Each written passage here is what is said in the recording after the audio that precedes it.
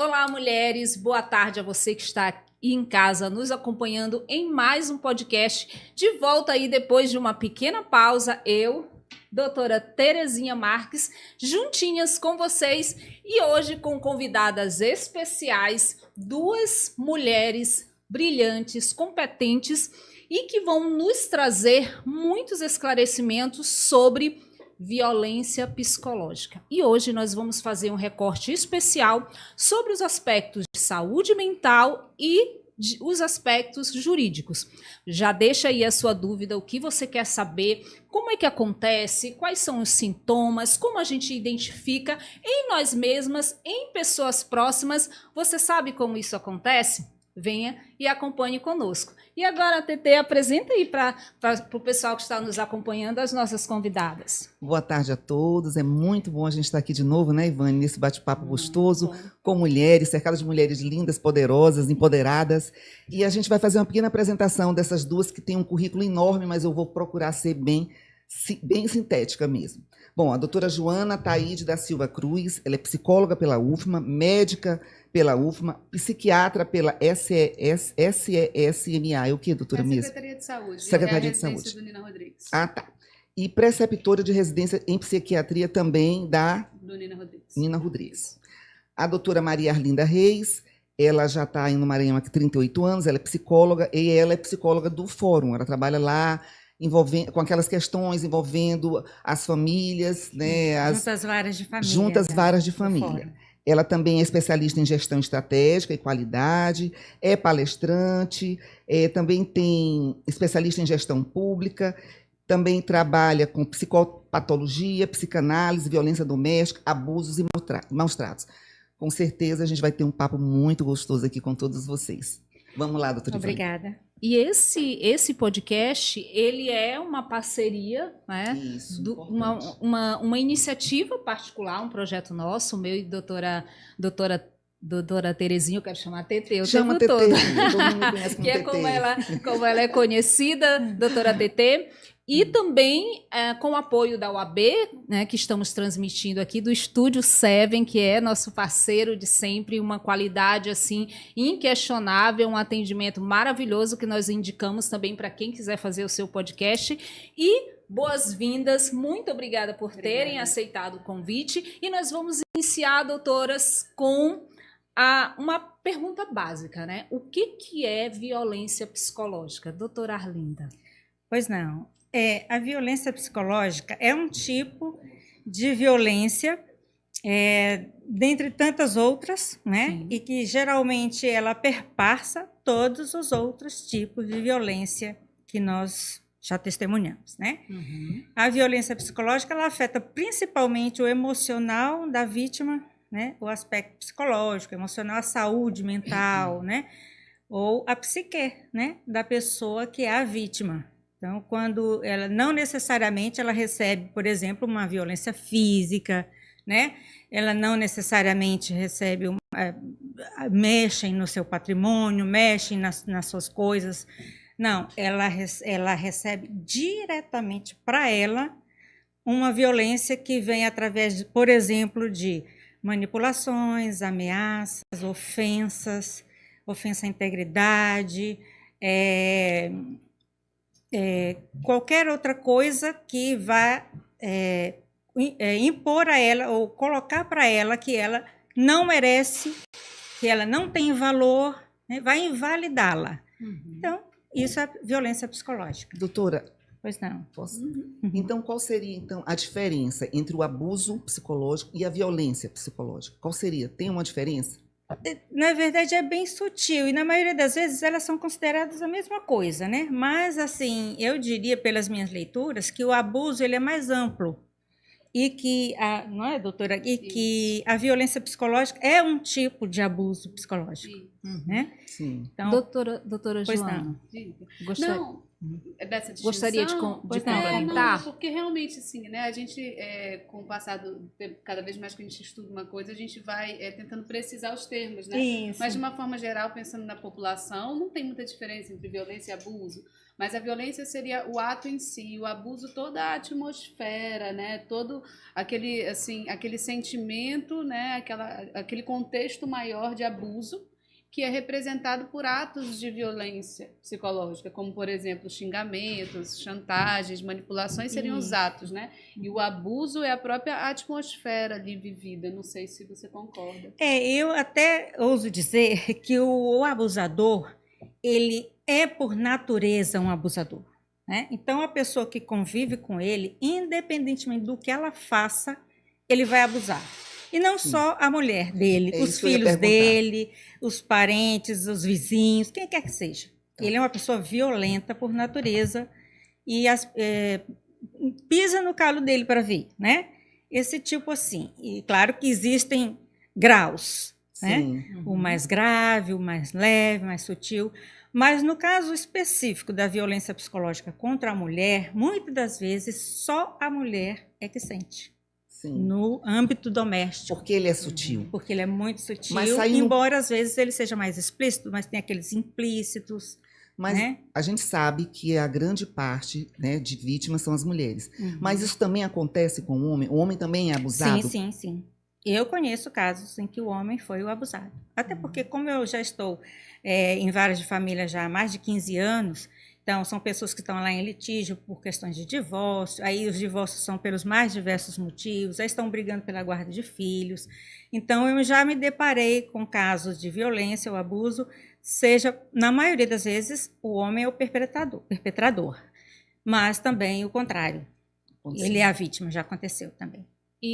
E o interessante é fazer uma demarcação de que a violência psicológica, quando a gente fala aí do âmbito doméstico, a gente sempre relaciona a mulher, mas a gente verifica no conceito do que seja a violência, que isso acontece com crianças, com idosos, com homens, com pessoas homoafetivas. Isso não está relacionada ao gênero, ao sexo, à idade. Está relacionada a relacionamentos abusivos. Né? Exatamente. E aí, como que a gente identifica, doutoras?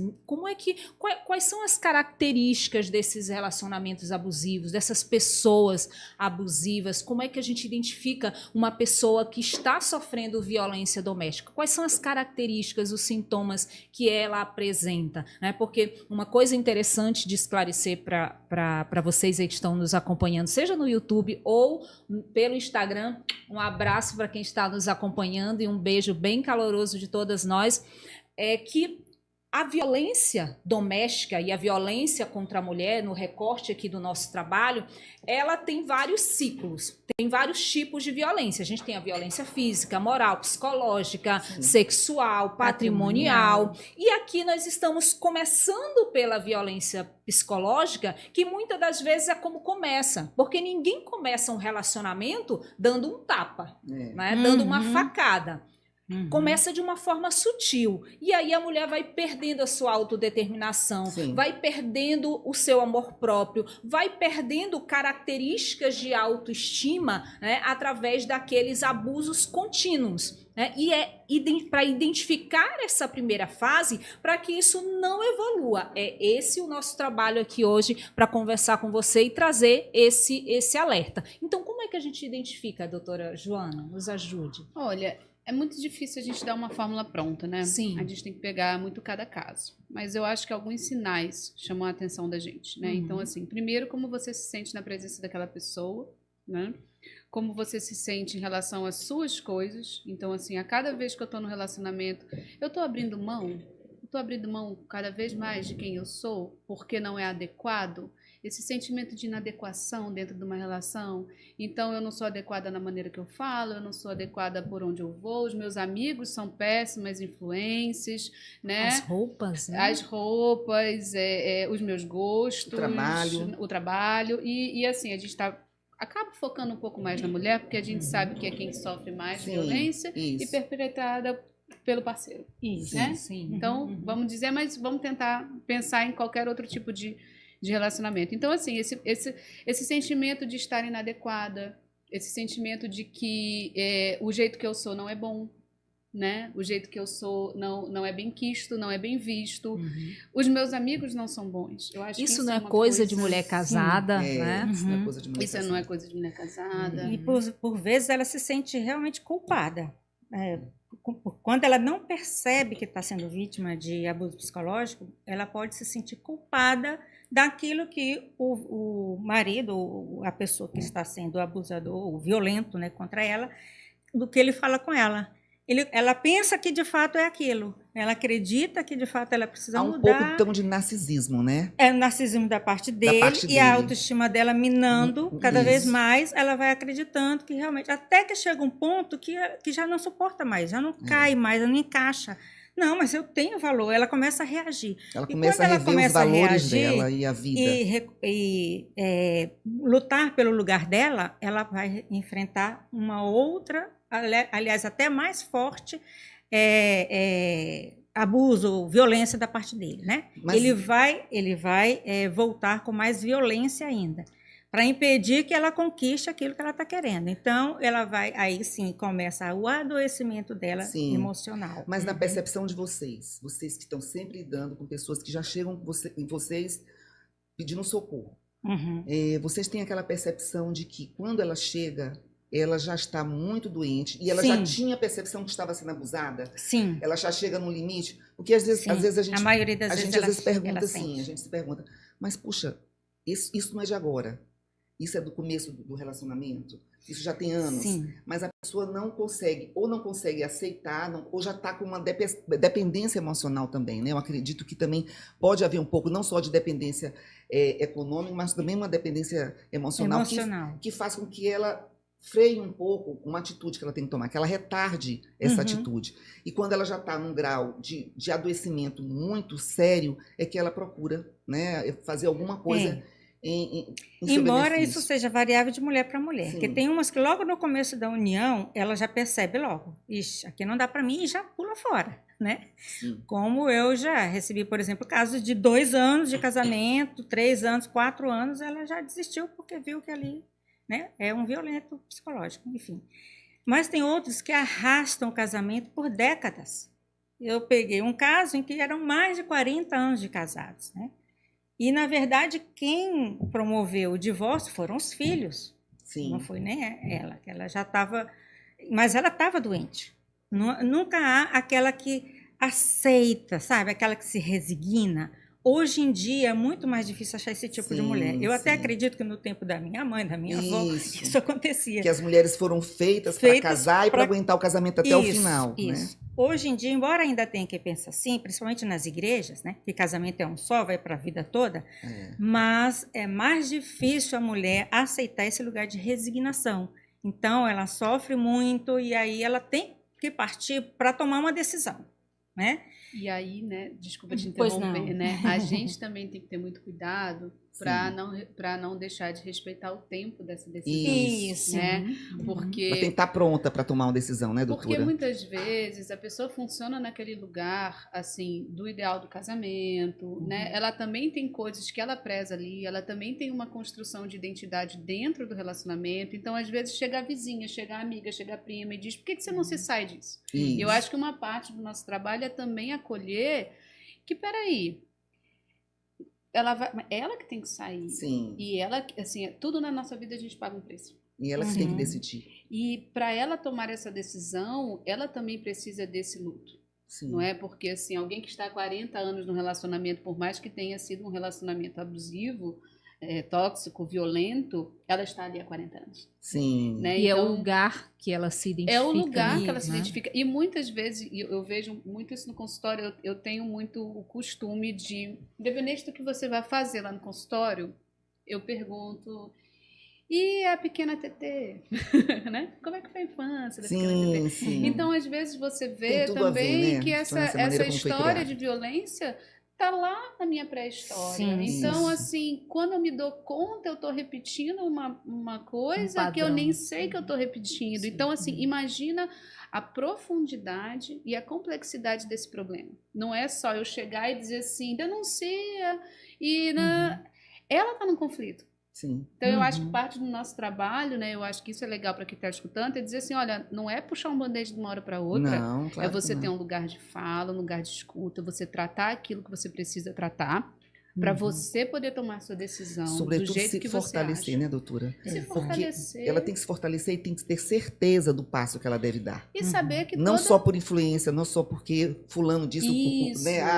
Sua cunhada falou que você devia sair disso, a sua mãe, seu pai, seu Isso. vizinho. A gente Mas vê você muito tem isso, que ter por essa exemplo, certeza. assim, que está dentro da violência psicológica também, apesar de que às vezes, né, não é pela via da humilhação disso, daquilo, o contexto, por exemplo, da traição conjugal. Sim. Né? Minha vizinha disse que eu tenho que largar ele. Não, não é sua vizinha. Não é sua né? vizinha. Agora, o caminho é isso. Assim, eu acho legal falar sobre isso e dizer assim, olha, isso é violência. Por exemplo, puxando aqui para o que eu escuto muito no consultório, dor.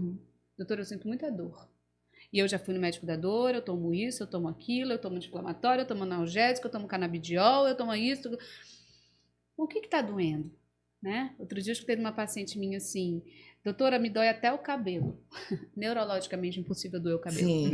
Então, o que está doendo nela?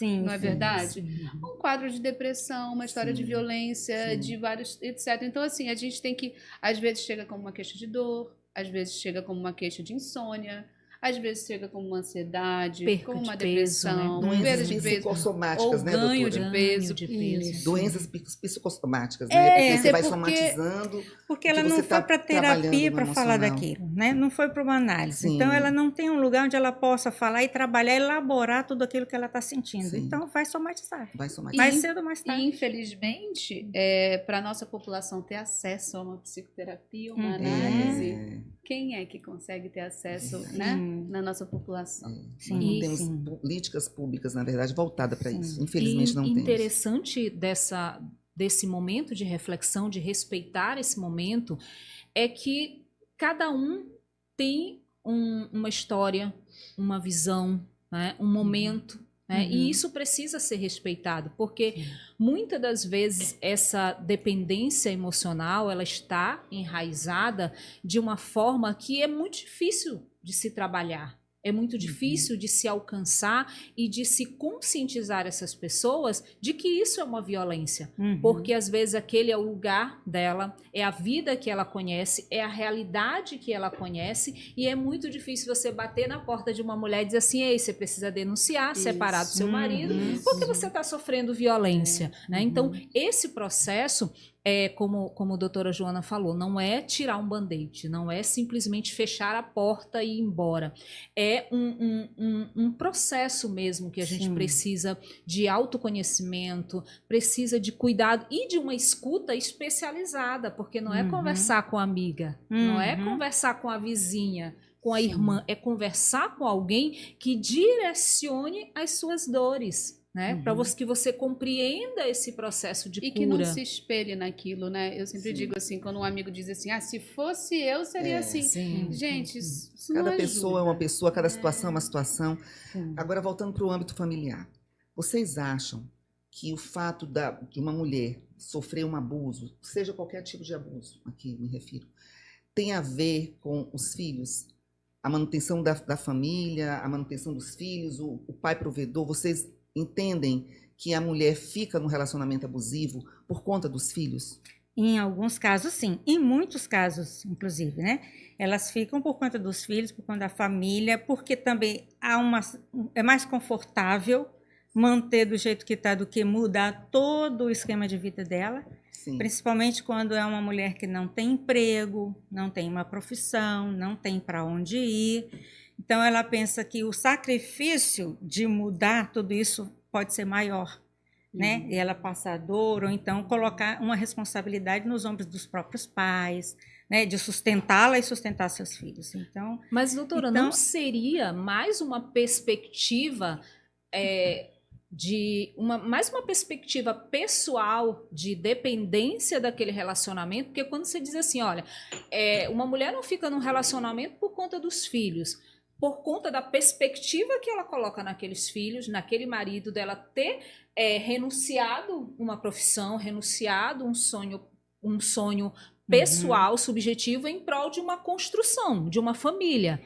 Né? E às vezes a mulher fica porque ela falta, eu acho que muito essa questão de altruísmo, de autodeterminação, de se encontrar, de ter autoestima, de voltar para si mesma e ver que ela não é só um conjunto. Sim, sim. Ela é uma pessoa independente daquele parceiro, independente daquele filho, independente dos papéis que ela exerce na vida. Eu também penso assim, desculpa. Pode ser só rapidinho, só para eu pegar a linha do raciocínio dela. Eu acho que, de fato, tem essa perspectiva aí.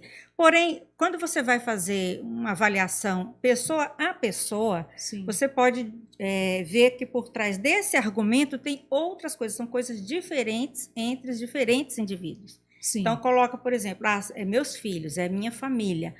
E quando você vai ver, é a questão financeira. Entende? Sim. Ou, não, você vai ver, é a dependência emocional. Dela realmente. Ou, não, é porque ele, de alguma forma, ele a satisfaz. Tem algo nele que a agrada. Digamos, até o sexo. A vida sexual é maravilhosa. E ela quer manter aquilo. Ou aquele ideal que ela recebeu a vida inteira de não ser uma mulher sozinha. Isso.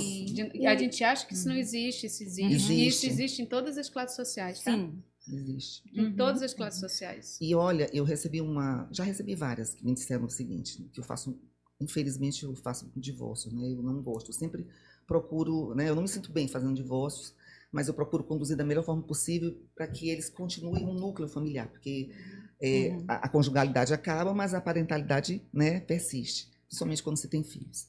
E eu já escutei de várias mulheres dizer o seguinte: puxa, mas eu me sinto uma perdedora. Eu fui culpada pela minha... Aí vem aquela questão da culpa. Eu fui culpada pela ruptura da sociedade conjugal. O que meu pai vai dizer?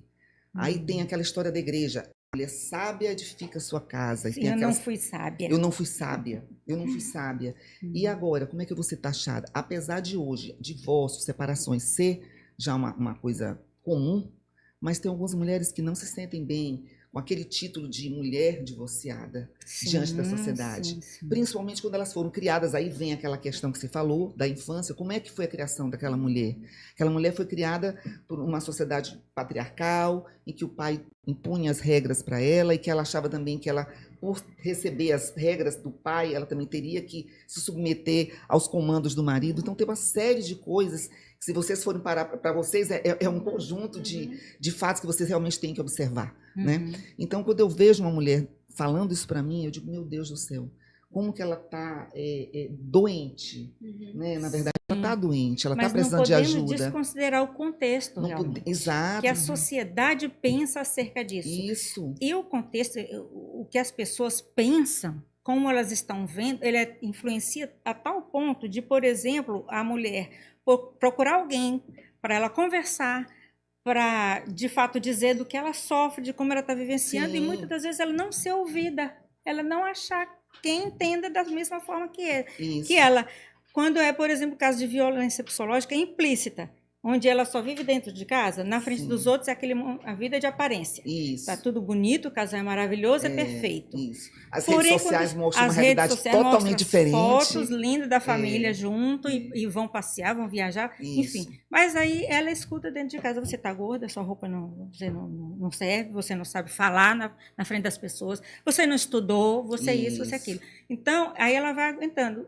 Quando ela começa a se desmoronar e chorar e desabafar com as amigas, com as irmãs na igreja, ela começa a ouvir dizer, não, fulano, não é assim, não. Olha, não faça isso, não se divorcie, você vai perder um excelente marido. Olha o seu casamento, cuide melhor esse, dele. Pior sem esse, isso. Né? Olha, isso daí não é nada, você pode dar um jeito, conversa com ele. E assim, e ela passa anos, às vezes, falando e chorando aquelas mesmas coisas. E tentando. E ninguém a ouve. Né?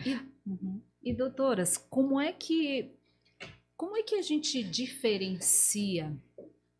Porque as pessoas têm muitas dúvidas, eu acho que deve ser a dúvida de quem está em casa nos acompanhando. Quando é que eu devo procurar um psicólogo ou um psiquiatra?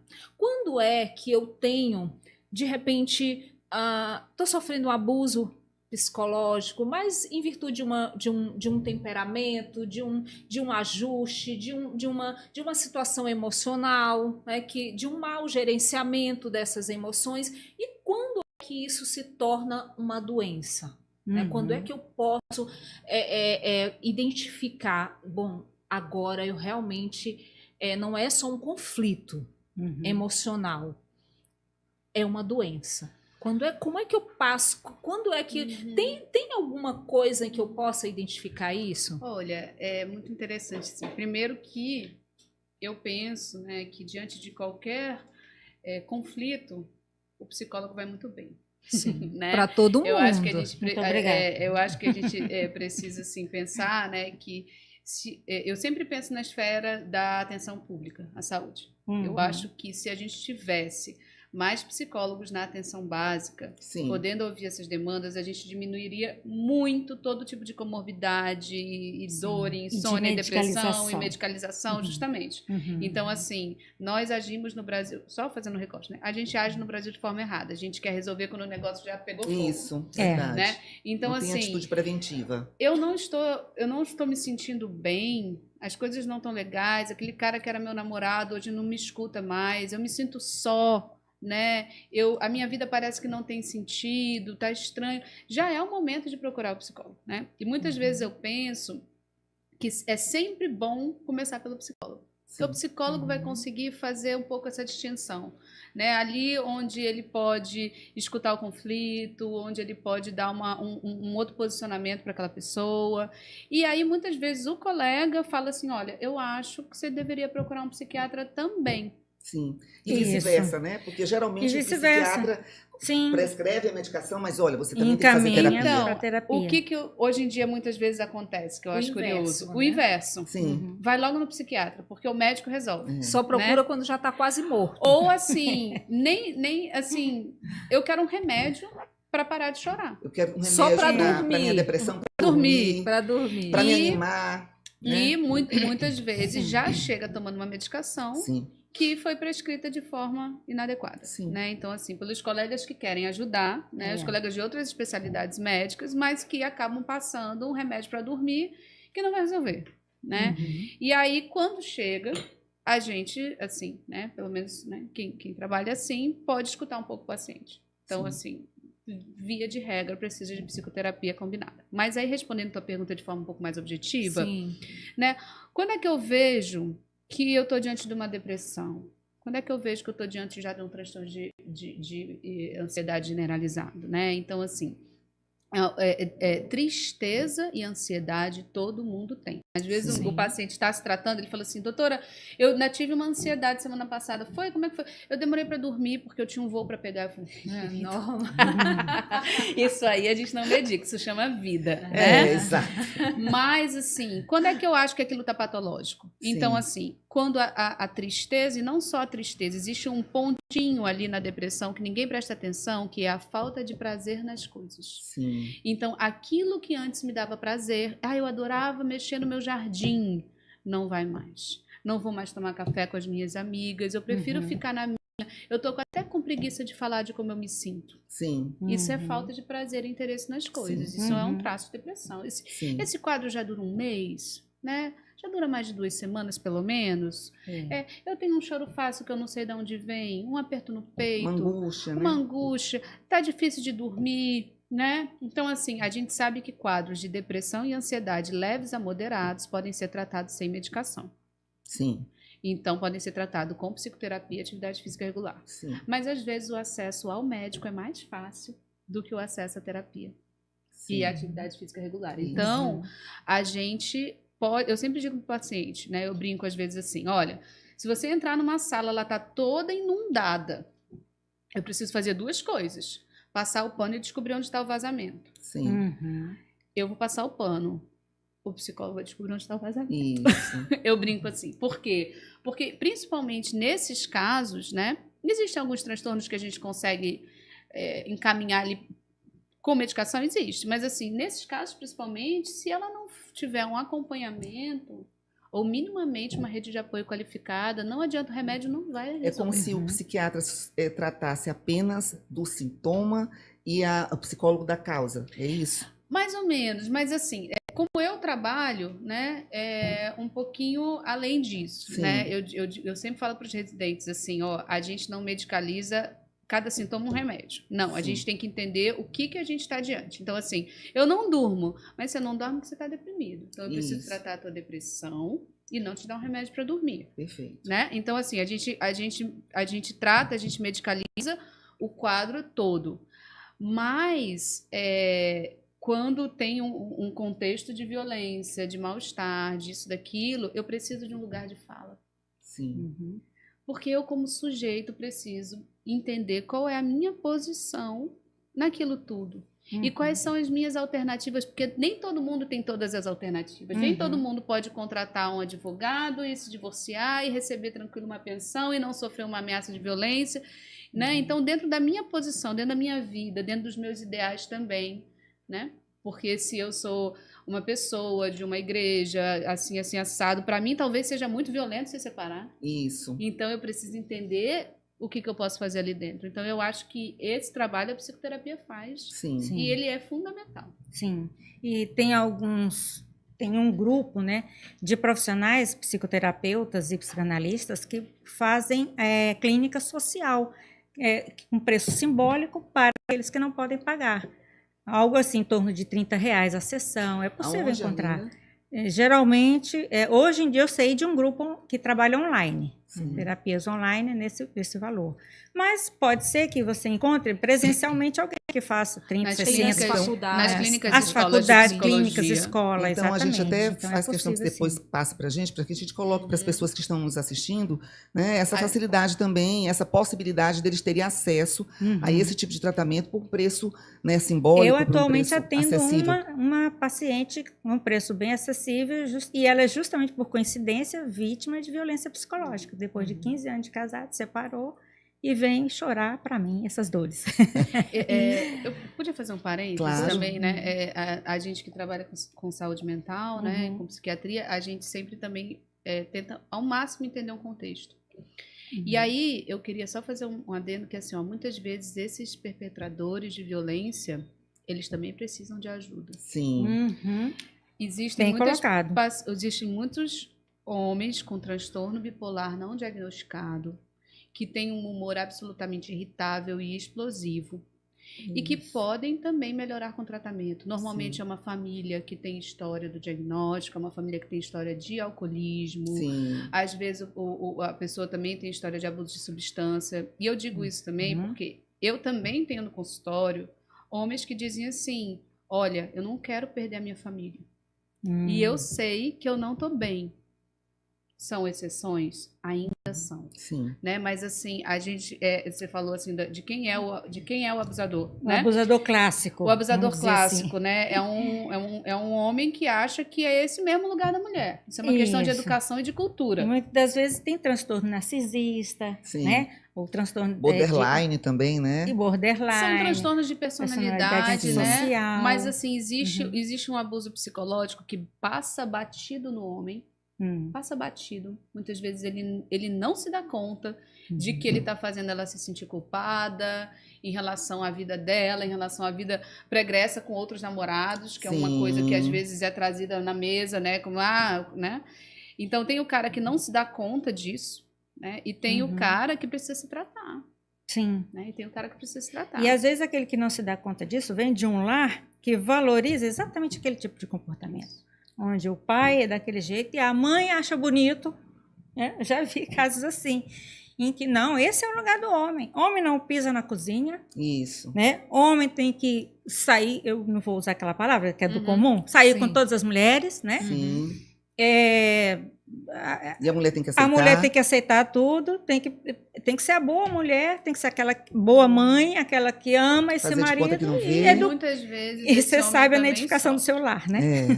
É. Isso. Muitas vezes esse homem também sofre. Sim. Uhum. E esse homem muitas vezes sofreu também na Histórico infância. da infância, é isso que eu ia dizer, doutor. Sofreu Isso. na infância. Histórico na infância. Então, assim, a rede de apoio, né, do lado da família em geral, uma sogra de uma mulher Sim. dessa, né, pode escutar isso e dizer assim, poxa, será que o meu filho também não precisa de tratamento? Mas aí a gente entra na pergunta: como é que os familiares podem ajudar? Tanto a pessoa que está sendo abusada, a vítima, como o abusador. Qual o papel da família nesses casos? Olha, assim, Primeira coisa que eu acho que é um problema generalizado, né, na nossa sociedade, assim, ninguém sabe conversar, né? A gente não sabe falar, né? Eu falo muito para os meus pacientes assim, você já ouviu falar de comunicação não violenta? Eu vejo muito isso entre mães e filhas. Sim. Chega ali na adolescência, uma odeia a outra até morrer, se amam, não sabem conversar, né? Então, às vezes, as famílias também não sabem, as pessoas são muito pouco instrumentalizadas na nossa cultura, a gente acha que a gente é muito emotivo, que a gente... Não, Isso. a gente bota para fora, a gente não sabe falar do que a gente sente. Sim. Então, eu acho assim que as famílias podem ajudar primeiro escutando, perguntando, tá tudo bem? Uma pergunta que a gente não sabe fazer, eu posso te ajudar de alguma forma? Eu posso te ajudar de alguma forma?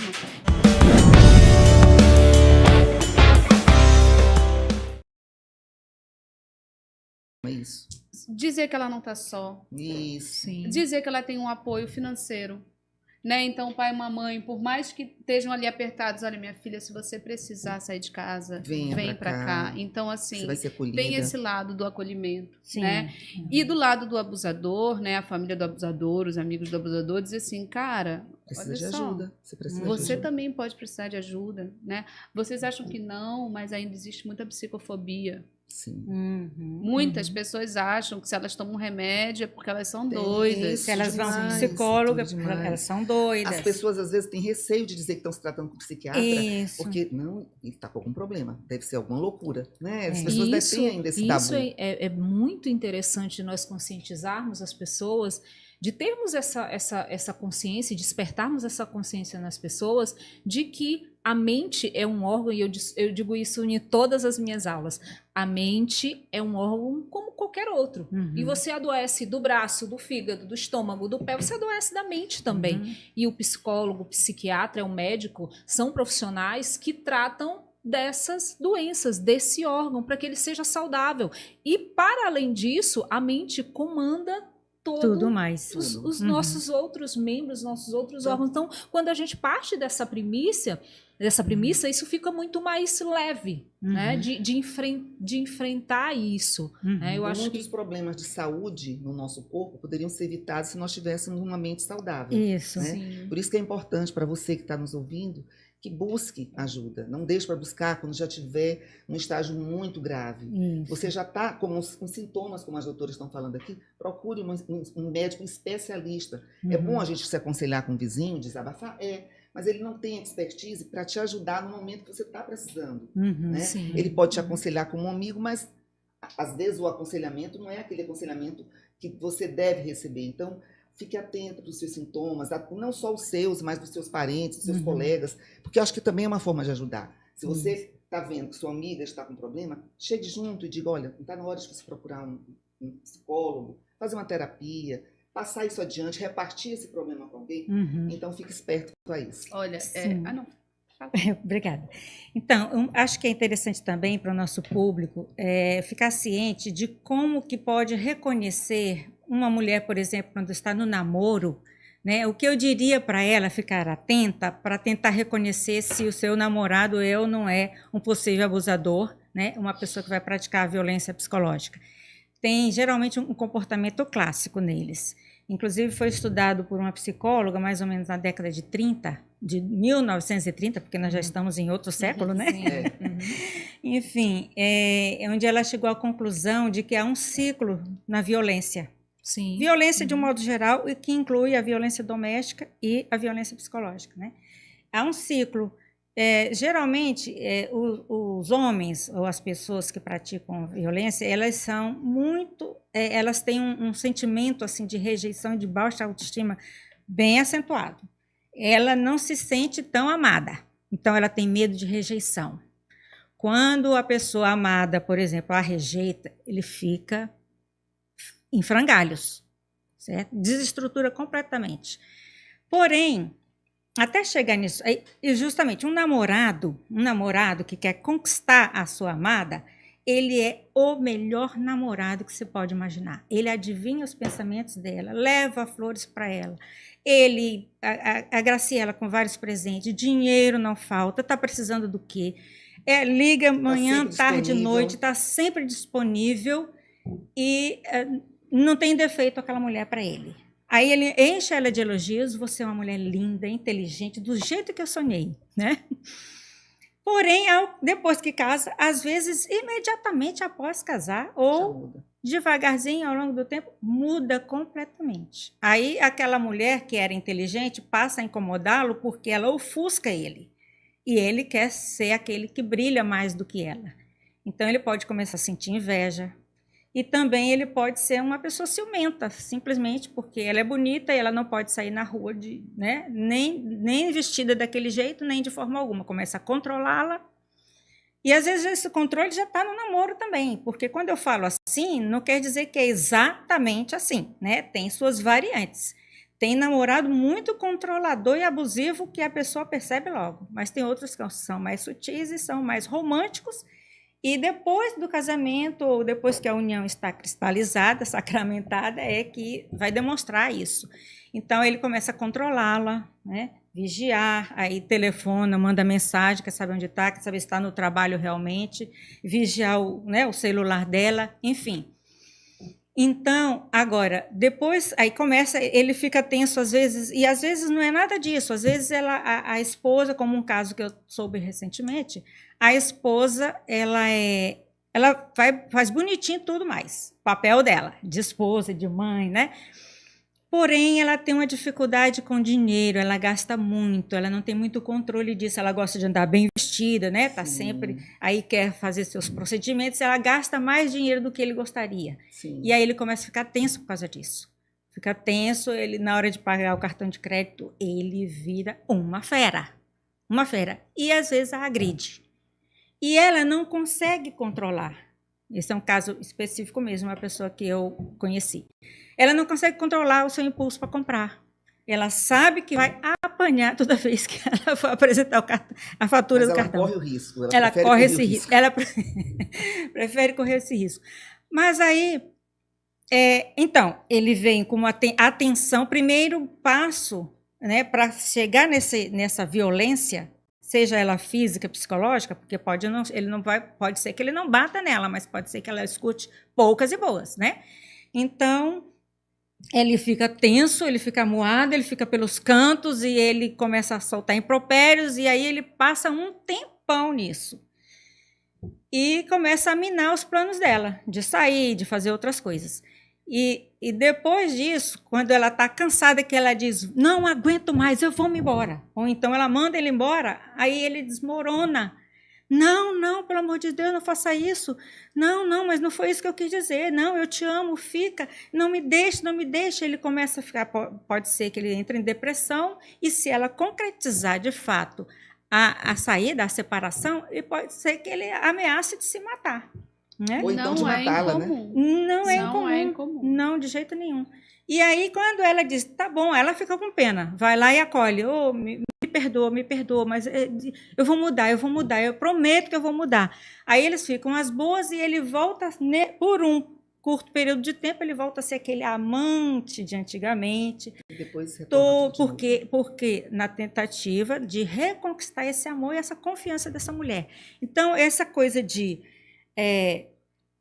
cair na tensão e na violência para depois, ao ser rejeitado, ele voltar todo carinhoso, né? E é importante falar, né, Arminda, que assim, às vezes a gente fala dessas figuras, né?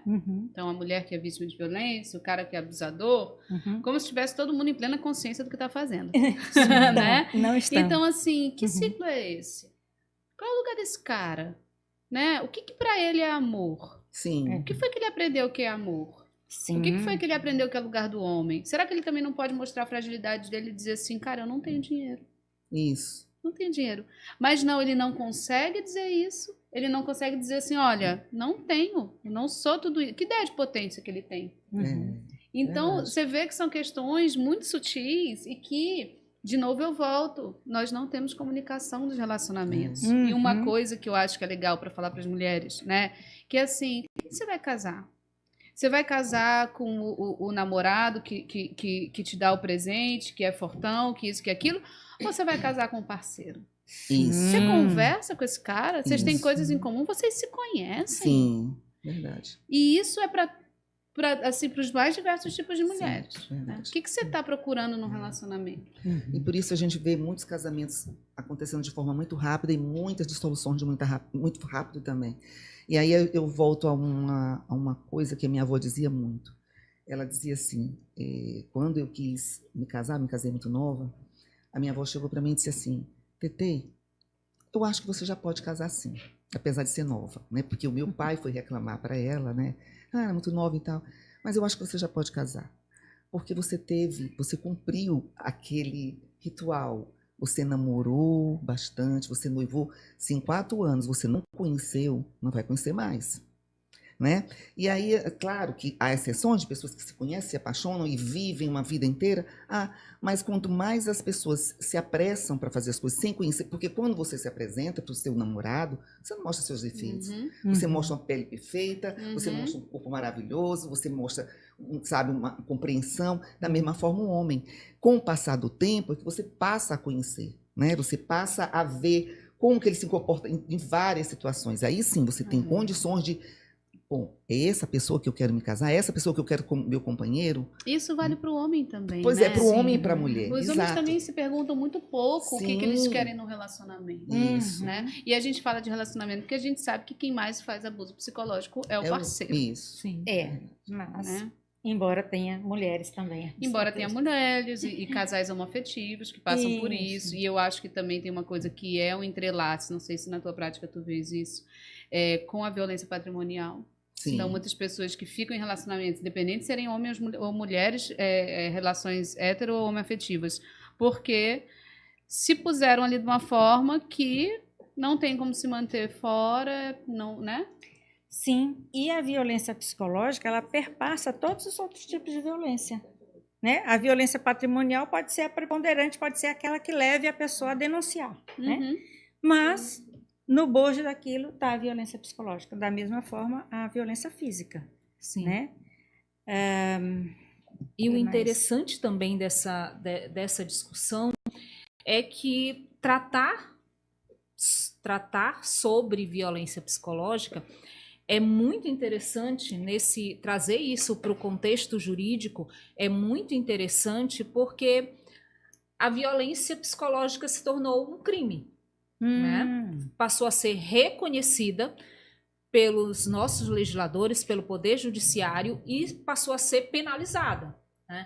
E por que hoje a violência psicológica ela se torna um crime? Né? Porque ela causa um dano, assim como a violência física. Isso. Você agride alguém, você tira a vida de alguém, você tem uma lesão corporal e isso causa um dano nessa pessoa, isso é um crime. E a violência psicológica, o abuso psicológico, advindo sobretudo de relacionamentos abusivos em situações, sejam elas leves, médias ou já no estágio mais grave, ela traz aí um dano muito grave psicológico, que chega a levar a uma doença, que chega a levar a situações que muitas das vezes são irreversíveis, são prejuízos pessoais na vida pessoal, na vida profissional, na vida social dessas pessoas e que a gente precisa discutir, precisa conscientizar as pessoas para identificar isso. Cada um tem o seu momento, cada um tem o seu contexto, cada um tem a sua realidade, mas violência nunca vai deixar de ser violência. Abuso nunca vai deixar de ser abuso. E a gente precisa falar mais sobre esses assuntos, né? Normalizar a psicoterapia, normalizar as terapias alternativas que tem, a atividade física associada com terapia e outras mais, fazer o que você gosta, buscar autoconhecimento, que isso é essencial para a vida. Você sabe uma relação que tem muita violência psicológica, que a gente não falou hoje? De pais e filhos. Sim. De mães e filhos. Mães e filhos, mães e filhas. Muita violência psicológica, e não no sentido de, não, a criança eu não vou, como é que eu vou dizer? Não vou dar limite. Não é isso. Eu até brinco assim, limite é amor, né? Limite é amor. Mas eu digo assim, de falta de comunicação. Porque a criança, ela precisa saber qual é a regra do jogo. E muitas vezes essa regra do jogo não é clara.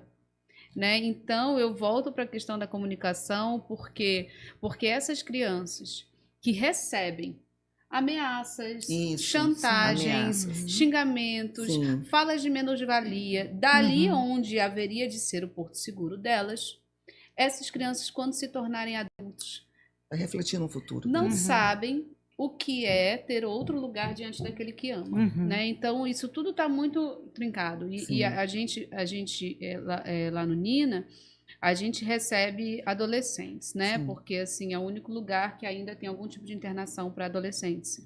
E a gente vê muito isso. A gente vê relações parentais em que não há uma linguagem clara. Sim. Às vezes o Uhum. pai, ele limita o filho só dizendo assim, não faça, se você fizer, você vai apanhar. Ou se você fizer, você vai ficar de castigo, por isso. Mas não explica o porquê. E muitas Não vezes, conversa. assim, a mãe diz assim: se você fizer isso, eu vou ficar triste. Putz, mas não, o que é isso? Ou se É. você fizer isso, eu vou me embora. Isso. Ou vamos embora, exatamente. E Ou eu vou nunca. dar para você separados, eu já vi. Aham. Olha, se você continuar desse jeito, eu vou dar para seu pai para ele criar você, porque eu não estou dando É. conta. Eu não Cria estou um dando ciclo conta. de É. chantagem emocional que só adoecem as pessoas e tornam pessoas dependentes o tempo todo. É Né? um reflexo na vida Sem- futura. Vai refletir sem- no bom profissional Sim. mais tarde, no pai, né, no filho, no irmão, E a no violência, amigo. quando ela está num ambiente familiar desse, ele está em todas as relações. Sim, Ele está no café da manhã ao lazer. é verdade. São falas violentas, a gente assiste isso no consultório. Uhum. A maneira que um fala com o outro, né? É de violência.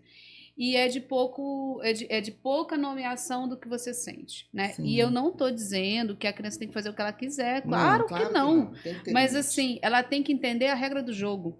A criança precisa entender a regra do jogo, o que pode, o que não pode e quais são as consequências. Sim, Que às vezes a criança, ela é uma criança, gente. é uma criança. Mas Uhum. muitas das vezes, e vou pegar esse gancho agora, doutora Joana, sobre essa questão da limitação, do diálogo, da limitação das relações, de entender a regra do jogo. Uhum. Qual é a regra do jogo que você determina no seu relacionamento? Porque muitas das vezes se cria um relacionamento abusivo por falta dessas regras, por você não Permitir. dizer o que você quer.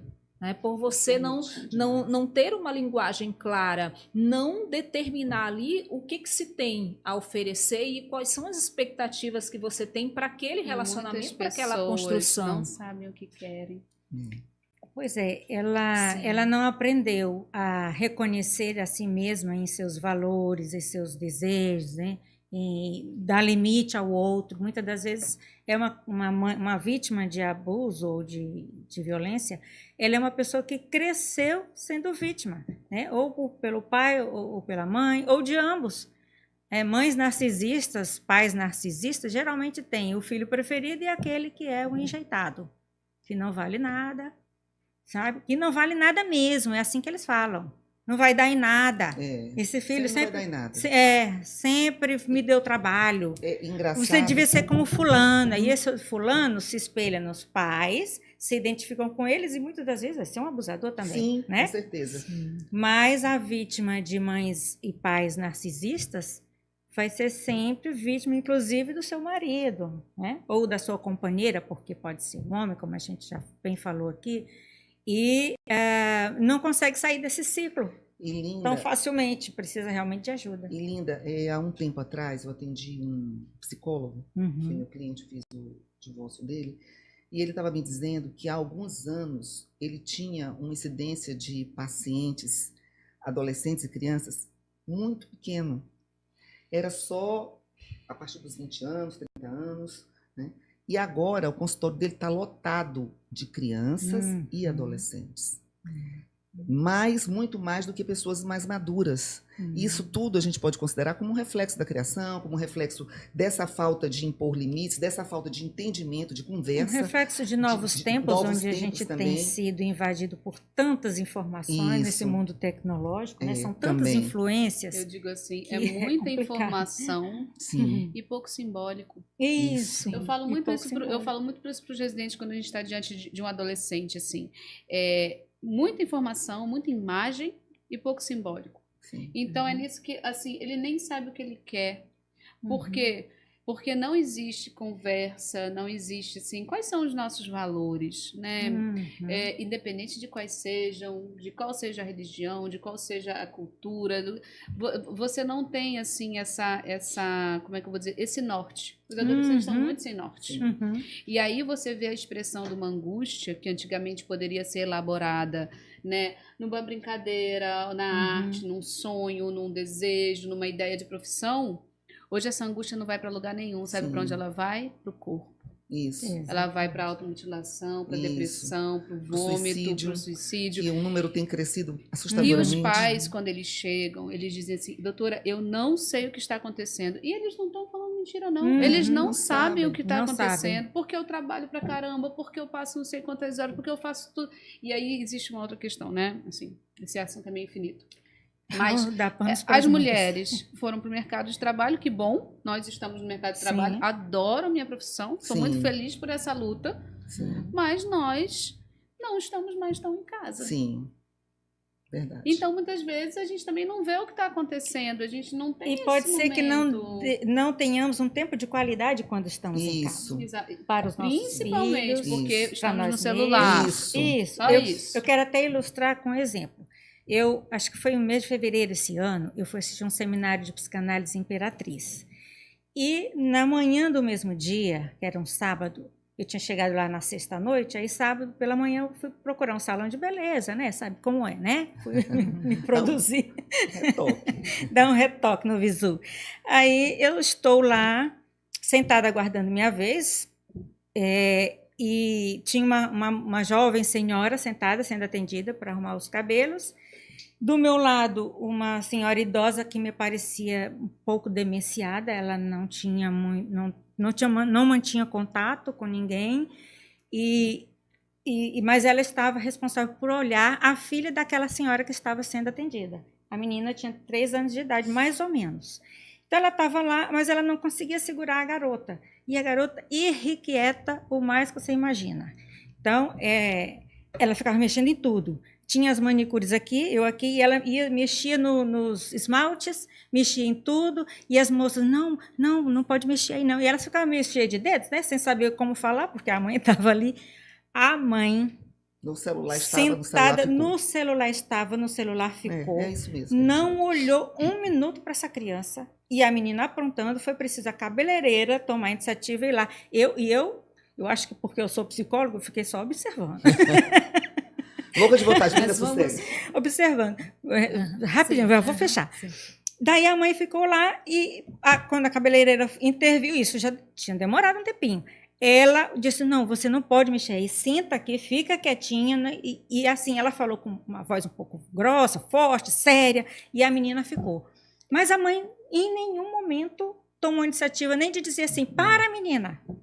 Não, era o tempo todo no celular. Aí logo ela terminou, foram atendidos e foram embora. Aí eu fiquei, isso daí é o retrato do que hoje nós vivemos. Sim. Os pais não dão tempo de qualidade para a convivência com seus filhos. Terceirizam a educação. Para a escola. Às vezes até por celular. Não tinha um celular para garota, mas muitos pais já dão nessa idade. Toma aqui, vai brincar. E pronto. Então, as crianças ficam sem referência e elas ficam sem sentir o amor dos pais, porque é preciso contato para isso, né? Sim. É preciso contato. Inclusive, o seminário era sobre isso. E isso é muito interessante, aí a gente já se encaminhando aqui para o final. É uma discussão muito vasta. Né? Seria interessante, doutora Ivane, você falar um pouquinho também sobre aquela questão das consequências, né? No âmbito jurídico.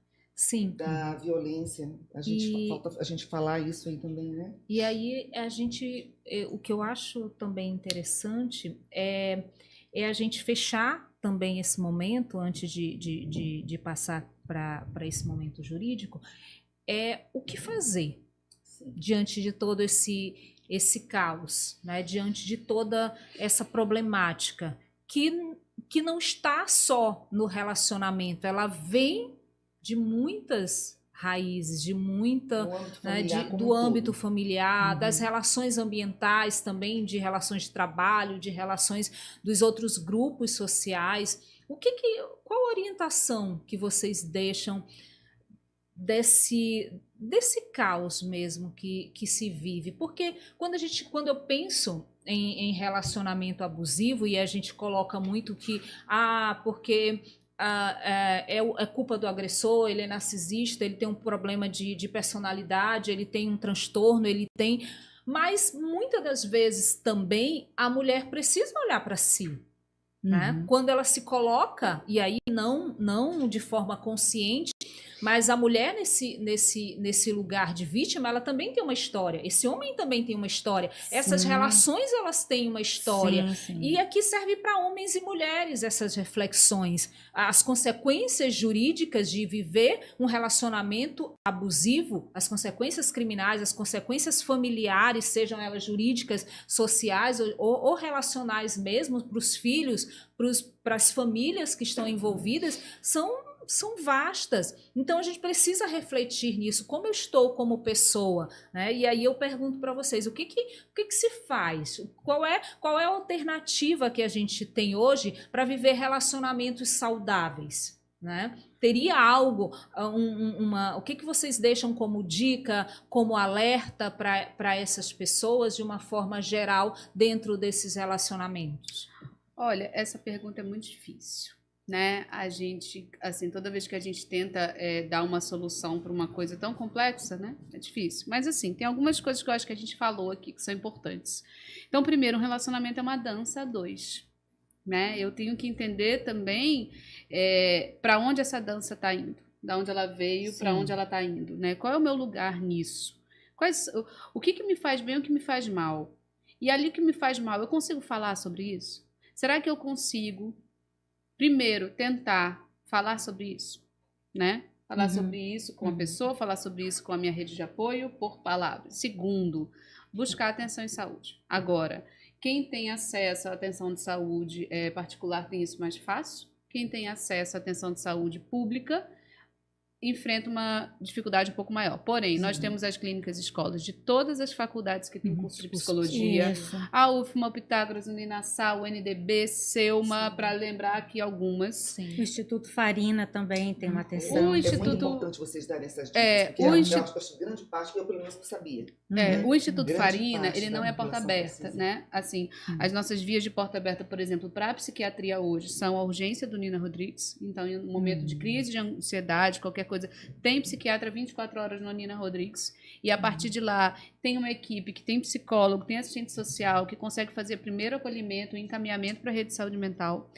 Qualquer CAPS, qualquer centro de atenção psicossocial é porta aberta, funciona normalmente em horário comercial, né? Então o médico que está ali, ele tem que fazer o primeiro acolhimento e encaminhar para a rede de saúde, né? Sempre tem psicólogo nesses lugares para fazer esse acolhimento, né? Então, só para psicoterapia, o mais fácil são as clínicas de escola, na minha opinião, e os projetos, como você falou, né? E da psiquiatria, né? O Nina Rodrigues e qualquer CAP são portas abertas. Quer dizer que essas universidades que vocês mencionaram aqui, elas também já têm clínica e escola. Elas não têm um plantão de urgência, mas elas têm um serviço clínico supervisionado para os alunos do último ano, que atendem a comunidade. E como as pessoas que estão precisando disso, como é que elas podem ir direto nas universidades, perguntar pelas clínicas e escolas. Nas faculdades de psicologia. Faculdade de psicologia. Então tem esse ponto. Ótimo. O segundo ponto é procure alguém da sua confiança. Você não está se sentindo bem no relacionamento, chame alguém para conversar, alguém que saiba escutar. Apesar de que as pessoas hoje escutam muito pouco.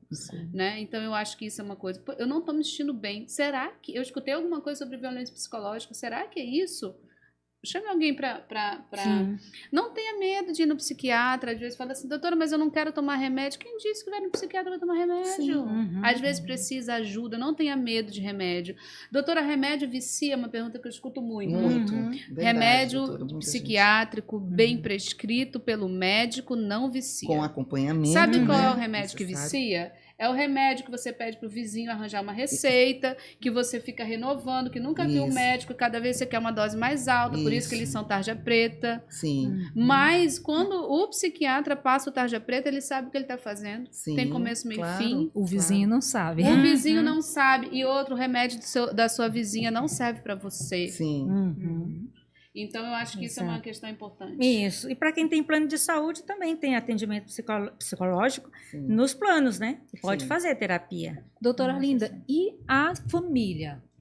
Sim. Me fale um pouquinho aí sobre uma dica da família, do impacto, né? E de como a família pode ajudar nesses casos a identificar e direcionar melhor. Precisa ouvir melhor e acolher a fala dessa pessoa que está sofrendo, né? Porque às vezes com preconceito se diz, ela está com tititi, né? Está com frescura, né? Precisa crescer.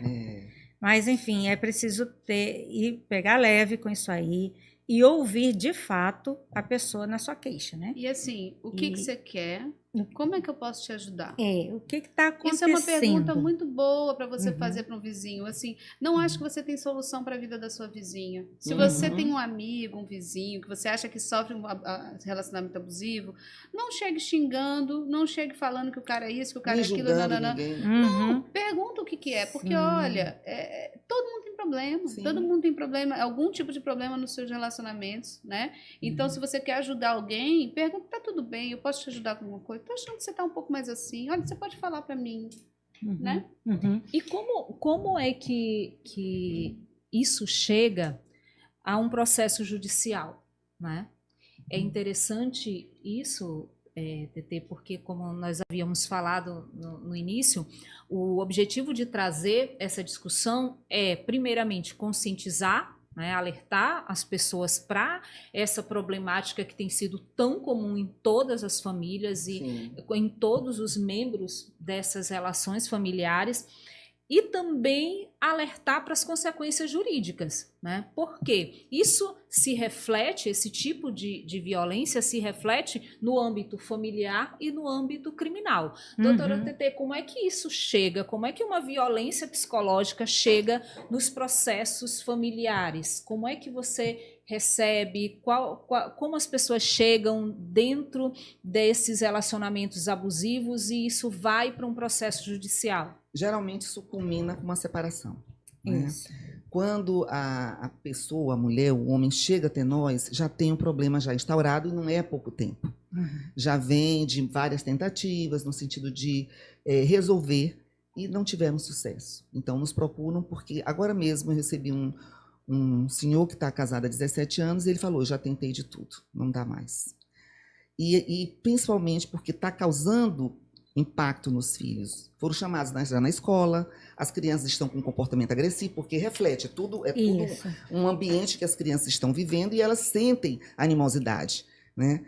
Então já chega para a gente, não, a gente tem que se separar. E aí é aquela luta que também você já sabe, né? A gente vai perguntar, pedir para ver se a gente consegue falar com outra parte, vamos tentar fazer um acordo, porque quanto menor o dano, menor é a consequência que vai causar. As consequências são menores com relação aos filhos. Né? Quando os filhos... Claro, hoje em dia é comum. Hoje em dia, qual é o filho que pode dizer, não, meu pai e minha mãe não brigam? Brigam. Todo casal briga, né? Em maiores e menores proporções, mas brigam. Nenhum filho gosta disso. Nenhum filho se sente bem com isso. E a gente já escutou vários, você já deve ter escutado vários depoimentos de criança. Mas quando está afetando o filho, realmente os pais têm que pensar, porque a responsabilidade dele pelos filhos é muito maior do que para com eles mesmos. Porque eles botaram aquelas crianças no mundo, aquelas crianças dependem dele, em todas as esferas. Então é importante que eles pensem que tem que ter um desenvolvimento, né, proporcionar um desenvolvimento saudável no âmbito familiar. E quando eles chegam, já estão num processo de desgaste emocional muito grande. A mulher já chora, o homem também às vezes chora. E não, a gente precisa dar um fim nessa situação. E aí nós que somos advogados familiaristas, que a gente preza pelo núcleo familiar, não só aquele núcleo constituído pelo pai, pela mãe, mas também pelos pais do pai, pelos pais da mãe, porque as pessoas às vezes esquecem os avós. Né? E todos sofrem. Todos sofrem. Porque a vovó que via o netinho todo final de semana, Ivane, não vai ver mais. Principalmente se eles ficarem brigando e se eles sofrerem aquela famigerada alienação parental, né? Que você utiliza a criança para afetar o outro. Então a gente sempre pergunta, vamos conversar, vamos marcar uma reunião, vamos ver como é que a gente pode resolver isso da melhor forma possível, vamos sentar, vamos fazer um acordo, porque por mais que os pais finjam, por mais que eles sejam um Tony Ramos da vida, uma Glória Pires, eles não conseguem disfarçar a animosidade perante os filhos. Os filhos percebem o olhar, percebem um comportamento que deixa de ter, um comportamento que passa a ter. Tetê, e você me permite rapidinho? Uma coisa que é muito interessante nos conflitos familiares é a percepção do gestor do conflito. Sim. Né? E aí eu me coloco agora saindo da função de criminalista e indo para mediadora familiar. É muito interessante, e aí é uma sugestão aos colegas Sim. advogados que estão acompanhando, que atuam nos casos familiares, de conflitos familiares, de ter nos seus escritórios parceiros, psicólogos, psiquiatras, Isso. mediadores, terapeutas, porque muitas das vezes é aquilo que a doutora Joana falou, as pessoas elas não sabem o que querem, elas Sim. só sabem que elas estão sofrendo. Isso. E qual é a solução para aquele relacionamento? É um divórcio? É uma separação? É uma guarda compartilhada? Muitas das vezes não é, mas eles não sabem conversar, as pessoas perderam a capacidade de dialogar. E muitas das vezes uma terapia, seja individual ou conjunta, ajuda a compreender isso e a tomar uma decisão mais responsável, mais saudável para aquele relacionamento dali para frente, né? Para só então depois decidir já de uma forma mais esclarecida juridicamente quais são as consequências para os familiares, como a gente faz isso de uma forma mais saudável. Para eles, que são pessoas, vão continuar, vão ter outras relações familiares, mas isso pode ser feito, é possível que seja feito de uma forma saudável. E eu digo isso, é lógico que nem sempre isso é possível, mas muitas das vezes uma intervenção técnica bem feita ajuda a evitar um conflito maior, evita chegar em um momento de separarem e se tornarem inimigos. E às vezes a gente pensa também, às vezes quando a mulher chega, às vezes ela vê só o lado dela. Sim. Ela não pensa, ela não para pensar no lado do colega, né? Do companheiro. Eu ia dizer também que a gente vive nesse mundo de muita informação, que acaba sendo um mundo de muita desinformação. Sim. Então, às vezes, a gente se apressa a dar diagnóstico. Sim. Então, assim, né? Muitas vezes mas muitas vezes eu acho que é um narcisista, eu acho que é um antissocial, porque a partir da minha visão enquanto mulher, que assistiu um vídeo no Instagram de 1 minuto e meio falando o que é transtorno de personalidade narcisista, o meu marido Sim. Tenho certeza, eu leio um livro aqui da doutora fulana de já tal sobre isso. Verdade. E olha, fulana é narcisista. A gente não é assim que se dá diagnóstico psiquiátrico, principalmente em transtorno de personalidade. Então, assim, às vezes ele é horrível dentro dessa relação. Isso não quer dizer que ele tem um diagnóstico. E outro diagnóstico de transtorno de personalidade, uma questão que se trabalha em psicoterapia. Sim. Mas não é uma questão, a gente não pode também chegar e querer dividir o mundo, né, entre heróis e vilões dessa forma, porque muitas vezes dentro dessa relação ele é horrível aqui, mas ele não é tão horrível ali, mas ele também antes não era, o que foi que tornou, o que eu posso fazer para ajudar essa pessoa também. Então, assim, a gente não pode achar que dentro do modelo da violência psicológica eu sempre vou ter as mesmas pessoas. E também aquela questão, às vezes você traz um problema que você está vendo daquele jeito, você também não está vendo o lado do outro, aí você não exercita a empatia. E você vê só o seu problema, você se coloca até às vezes como vítima e não vê também um lado do outro, né? E você pode ser vítima de violência psicológica, pode ser, ao mesmo tempo que eu estou sofrendo, eu estou sendo vítima de violência psicológica, aquela pessoa que está fazendo violência psicológica em cima de mim, ela pode ter outra saída. Sim. Que ela não enxerga, que foi o que você falou. Sim. E eu acho que a mediação tem que ser mais falada. Muito pouca gente entende de mediação, muito pouca gente sabe que isso existe. E é uma coisa que eu e a doutora Ivane sempre poucas estamos pessoas falando. sabem aplicar, o que é pior. E assim, uma coisa que eu e a doutora Ivane fizemos a formação, né, do TJ, do CNJ. E assim, se todos os advogados que lidam com família pudessem fazer esse curso, isso é um conselho que eu dou aos colegas, porque a gente consegue entender o conflito de uma maneira diferente. Mais e sistêmico. E aí a gente consegue ver todo um sistema que aquele núcleo familiar está inserido e a gente tem condições de ajudar. Porque nesses casos, a solução é o divórcio, a solução é a separação? Não, às vezes está faltando uma pessoa para mediar, para servir ele como pacificador. Entende? Ou mesmo que seja o divórcio, que seja um divórcio Saudável. Exato. Isso. Se não der certo, Vamos viver outras histórias, mas vamos isso. nos respeitar. vamos respeitar, né? até principalmente quando tem filhos. Porque os filhos são as maiores vítimas. Sim. Infelizmente, são as maiores vítimas. Eu, como estou ali no fórum avaliando famílias em litígio nessas questões de divórcio, eu já me deparei com muitos casos que eu percebia que se tivesse tido uma mediação, se tivesse tido a terapia de casal, aquele divórcio poderia ter sido evitado. Poderia. Ou Sabe? teria sido de forma mais saudável. Ou de forma mais saudável, E exatamente. pegando um gancho daqui, as pessoas não sabem realmente o que a gente vê muito no fórum, inclusive, elas estão todas assoberbadas com os processos, porque às vezes o cliente chega pra gente: estou sendo vítima de alienação parental. Uhum. Não porque fulano disse que eu estou sendo vítima de alienação parental. Tem que estar na É como boca aquela, de não, todo aquela mundo pessoa essa palavra. narcisista, não sabe o que é. Aí o que acontece? O juiz pede logo um laudo psicológico para o setor multidisciplinar. E aí o que acontece? O processo todo para, um processo que poderia ter sido resolvido numa audiência, às vezes, de conciliação, mas não vai ter. Por quê? Porque vai ter que passar por esse setor, que vai ser analisado. Porque teve uma denúncia dessa uma denúncia magnitude. e o juiz não tem expertise para saber, então ele se recorre ao perito, ao técnico, e daqui que chega esse laudo, o caos está muito mais grave, né? Está muito mais grave. Dá tempo para eles juntarem muitas provas. E aí virou uma guerra. E vira uma guerra. Então, infelizmente, é o que a gente se depara. Quando uma pessoa chega para mim e diz: eu estou sendo vítima de alienação parental, me diga aqui uma coisa: o que você entende por alienação parental? O que você está fazendo? Me diga. Não, porque antigamente meu filho gostava de ir comigo, agora não gosta mais. Tá, então vamos ver aqui. Quando você estava com a sua ex-mulher, o que você fazia de lazer com seu filho? Não, eu levava ele para jogar bola, eu levava ele para papapá. E agora o que você faz? Não, ele agora quer chegar em casa e quer ficar só na internet. Quer dizer, ele não cria mecanismo de conquistar o filho, ele quer tirar o filho de um lugar, digamos, que ele está no condomínio, que ele pode interagir com vários coleguinhas, para ficar trancado no apartamento no celular. Outra coisa Então, que isso é também alienação ele parental, pode não é não alienação estar parental. atentando aqui. Na época que eles faziam isso, o filho era criança. Sim. Agora que ele está separando, o filho já virou adolescente. Ele já outro interesse. Exatamente. É outra fase. Outra E o pai fase. tem que entender isso. Que tem que entender. E o pior de tudo que eu acho, e aí é mais uma dica para os nossos colegas advogados, procure conversar com seu cliente a respeito do que é alienação parental, do que é uma guarda compartilhada, quais os impactos na vida dos seus filhos, porque muitos não sabem. E aí chegam lá já para a justiça dizendo que é alienação parental. Eu acho assim, o advogado é o primeiro juiz. Então, você me procurou, eu vou conversar com você sobre alienação parental, porque eu sei o que é alienação parental e você de repente não sabe.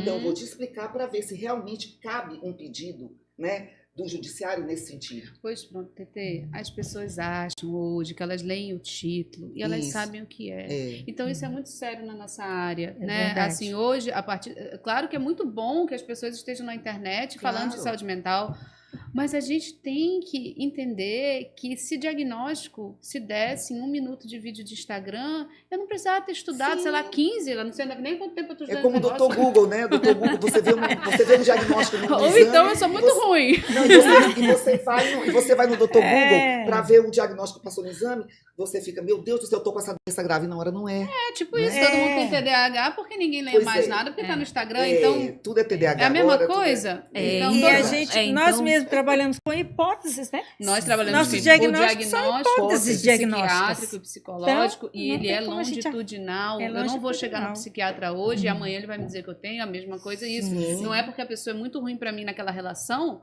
que ele é ruim pra todas as outras relações dele. Às vezes ele não se enxerga, às vezes ele tá copiando o pai que ele odiava, inclusive. Perfeito. Então, diante de todas essas discussões aí, a gente vai puxando um outro assunto, mas fica aí a dica para você que está vivendo um relacionamento, observar.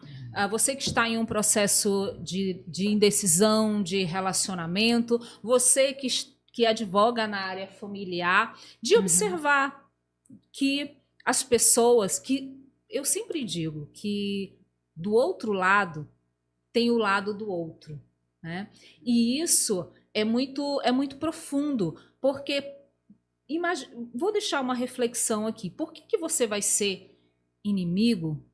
Qual o sentido de você ser inimigo de uma pessoa que você dividiu o que você tem de mais íntimo na sua vida? Qual o sentido disso? Né? Então, se há uma possibilidade de resolver de uma forma pacífica, procure profissionais qualificados, porque às vezes o advogado não atua na área e nem ele sabe o que é alienação, Não, infelizmente. exato. Né? Então procure Verdade. profissionais especializados, cada um no seu quadrado. Isso, né? Então verdade. a gente precisa respeitar a especialidade e a experiência das pessoas, né? Isso. Não menosprezando quem está iniciando ou quem atua numa outra área, mas a gente também precisa ter uma consciência. Alguém chegar e dizer assim, Ivone, resolve aqui para mim esse problema tributário, eu digo, não sei nem para onde Eu vai. também. Né? Eu digo, não, meu amigo, Coisa. olha, vou te indicar aqui um parceiro, porque eu sou Isso. muito consciente profissionalmente Sim. do prejuízo que tecnicamente eu posso provocar para aquele profissional. Sim. Então, vamos ter essa responsabilidade afetiva, social e conosco mesmo, com os nossos filhos, com os nossos familiares. Mas isso é quando nós temos uma possibilidade de conciliar, de conversar de uma forma saudável. Mas quando isso se torna uma violência, quando esse problema, essa relação, esse abuso, essa violência, ela se torna um crime, a gente precisa dar um outro direcionamento. A gente precisa, logicamente, denunciar, isso é crime, tem uma pena, violência psicológica tem uma pena de até 2 anos e ela foi criminalizada foi penalizada em virtude de causar um dano psicológico, de causar um dano a qualquer pessoa mínimo, né? que tem um dano e aí, uma doença mental, um dano aí para toda a vida em todas as áreas. Tem pessoas que não conseguem se relacionar novamente, que não conseguem ter confiar numa outra pessoa, que não conseguem mais conviver com os filhos, que tiram a própria vida, que vivem uma depressão constante para o resto da vida, que não conseguem se recuperar. Então é um problema muito grave, né? Então, para as pessoas que têm algum problema com o seu comportamento, que não conseguem se controlar, que têm dificuldade em se comunicar, que têm alguma dificuldade emocional de gerir as suas emoções, procurem ajuda. Isso. Procurem ajuda, seja no lugar de suposto agressor, de suposta vítima, de estar sofrendo ou de estar agredindo alguém, porque às vezes até no lugar de agressor a gente se sente mal, até no lugar no tratamento inadequado que a gente percebe, que a gente dá a alguém, a gente se percebe inadequado, a gente se percebe com aquela dor que a gente não consegue saber onde é que está e nem como procurar ajuda. Então, nós aqui hoje estamos com essas duas maravilhosas, mais uma vez agradecendo pelo esclarecimento, né, TT, agradecendo por esse momento tão rico, tão engrandecedor para todos nós e deixando esse alerta para você. Compartilhe com outras pessoas, converse com outras pessoas, observe mais seus filhos, seus companheiros, se autoanalise. Se precisar de ajuda, busquem ajuda. Tem aqui a doutora Arlinda, que vai deixar o seu contato, doutora Joana Ataide, que também vai deixar o seu contato, as redes sociais para vocês procurarem, né, buscarem alternativas e sempre percebendo, sempre trazendo esse questionamento para que isso não chegue numa violência, para que isso não se torne um crime, para que as relações familiares elas se tornem cada vez mais harmoniosas. E se chegou ao fim, que cada um siga o seu caminho da forma mais saudável e mais respeitosa possível, que o limite de todas as relações sempre é o respeito. Nós só precisamos de leis porque as pessoas ultrapassam o limite do respeito. Né? Se nós respeitássemos esse limite, não precisaríamos de tantas leis para punir as pessoas. Né? Então fica aqui essa reflexão em mais um, né, dos nossos podcasts. Vamos trazer outras questões mais voltadas para o âmbito jurídico, vamos trazer um só da área familiar, só um da área criminal e de outras áreas aí que envolvem essa questão relacionada à mulher, relacionada à família, relacionada à mediação, que é a minha paixão, a nossa paixão. Então, quem tiver interesse também nos procure nas redes sociais, que nós estaremos aí estamos sempre dispostos a ajudar naquilo que for possível. E já nas considerações finais, vamos lá, doutora Arlinda, suas considerações finais. Doutora Arlinda, suas considerações finais e sua rede social para quem está aí acompanhando. lhe seguir. Muito bem, obrigada. Eu quero agradecer imensamente a vocês por essa oportunidade. Eu não sou muito de vídeo, eu gosto muito de redes sociais, mas eu tenho dificuldade com a minha, vamos dizer assim, minha imagem via vídeo. Não trabalhei isso na análise ainda.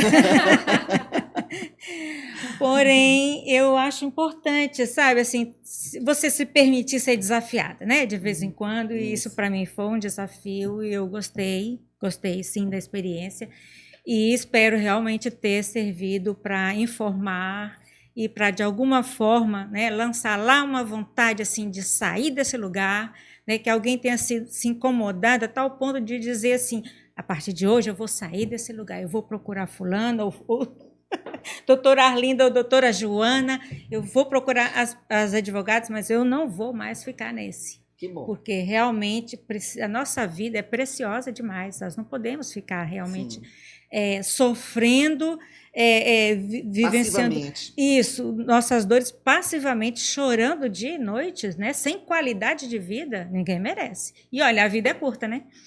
Pois bem, então é isso. Agradeço minha rede social, eu vou dar o meu perfil no Instagram, que é @arlinda_linda_reis. Arlinda_linda Reis. Lá na minha bio vocês vão ter um link para acessar o meu WhatsApp. Muito obrigada, hein?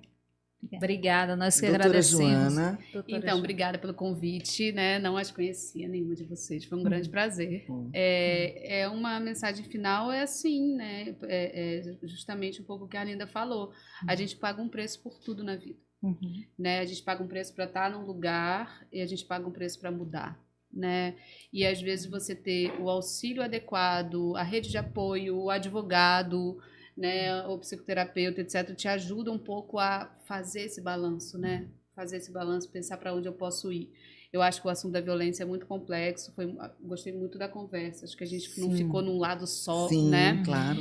E, bom, meu nome é Joana, eu não sou muito de rede social, eu tenho um Instagram que também, assim, tem um contato pro meu consultório, eu acho que é Joana Taí de ponto psiquiatra, eu não sei por onde é esse ponto, né? É Joana Taí de ponto psiquiatra, Eu não sou muito de postar, porque realmente, enfim, correria da vida, tenho filho pequeno, muito trabalho, mas tem o meu contato lá e eu estou à disposição quando quiserem conversar.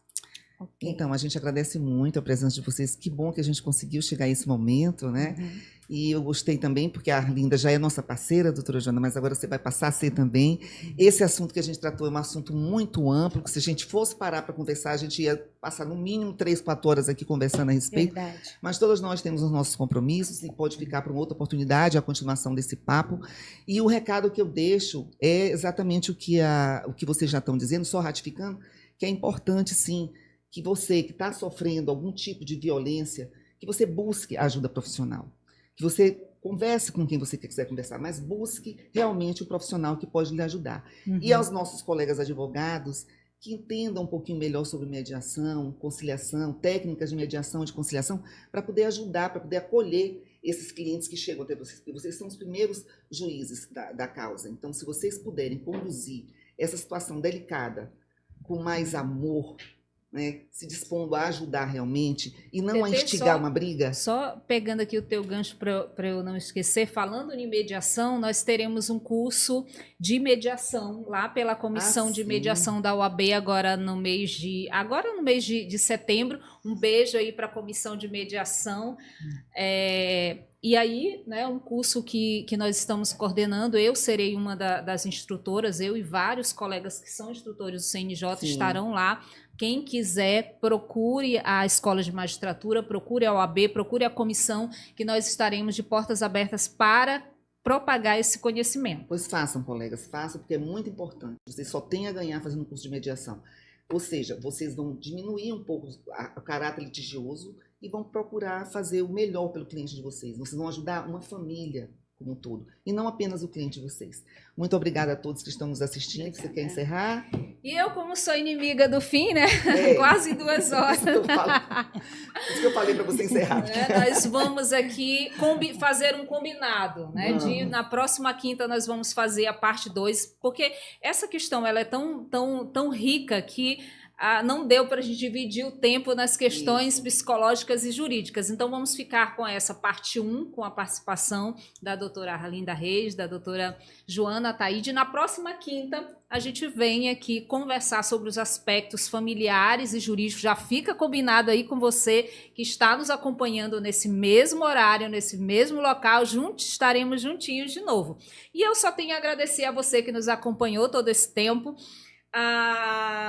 Agradecer as nossas convidadas, a minha companheira aqui, doutora TT, que a gente fica competindo aqui para ver quem fala mais. Para ver quem fala mais. Por isso que a gente ama falar muito. Né? Mas aí eram 2 advogadas, uma advogada e professora, aí quem me conhece já sabe o meu jeitinho. E muito obrigada, um abraço, obrigada aqui ao Seven pela parceria, a OAB que sempre nos apoia, a você que tem interesse em conhecer mais sobre violência psicológica, sobre defesa da mulher, sobre violência contra a mulher, sobre alguma situação que você está vivendo no contexto jurídico ou psicológico, as doutoras aqui são nossas parceiras, nos procure, nós vamos direcionar o contato para elas, para que você tenha aí uma orientação. Não fique calado, você não está sozinho, você não está sozinha, conte conosco. Um grande beijo e até a próxima. Até a próxima, gente. Obrigada. Ok, muito obrigada, gente.